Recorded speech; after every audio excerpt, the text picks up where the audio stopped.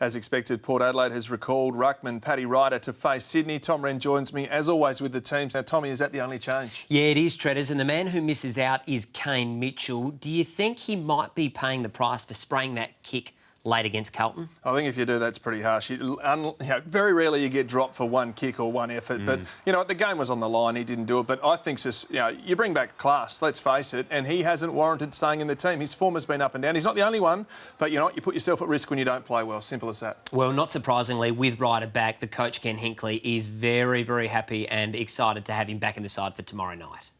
Look, he's really ready to play. It was a big signing for us at the start of the year and, he's still really, really important to our long term. Jake Need and Paul Stewart, the travelling emergencies, as the team enjoyed a run on the SCG this afternoon.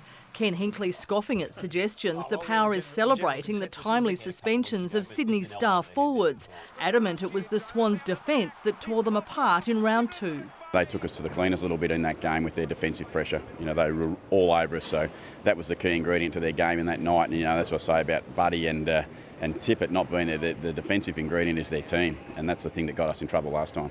Sitting 12th on the ladder, Hinkley knows that anything less than victory would almost certainly spell an end to the season that began with such high expectation.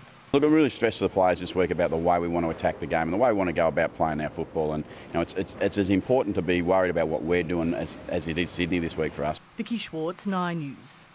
Well, Tredders, we'll have a look at the Sydney side now, and they get a few ins. 3 changes in total. They've got Pike, Towers and Nankervis coming back, but they lose Tippett and Franklin, those 2 big outs for them through suspension. Is there a danger that with their big outs, Port could be a little bit too tall themselves this week? Well, there is, but there's also the other side too. If they actually match it in the middle, and that's what Ken Hinkley's talking about right then. They got smashed out of the middle last time. If they come to play, they could play with 3 tall forwards, and Sydney don't have the defenders to cover them. So really comes back to his midfield pulling their finger out. All right, let's change subjects now, Tredders. A quick one on Patrick Dangerfield. We heard Chris Scott treading very carefully, the Geelong coach, yesterday about his possible move to the Cats.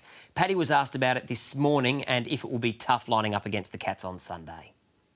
I play for Adelaide, so whoever we play against is the enemy, and you prepare and you treat them as such. So.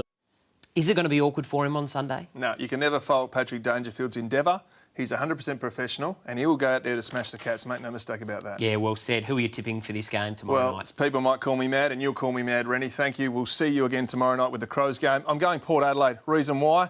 This is their last chance of their footy. They've got 2 big forwards out. Their midfield needs to deliver. They've had 10 days since an embarrassing effort against Carlton. The other teams I've gone for, I think the big upset will be St Kilda over Essendon, and like North Melbourne's chances and the Hawks too, which is going to be a massive game against the Pies.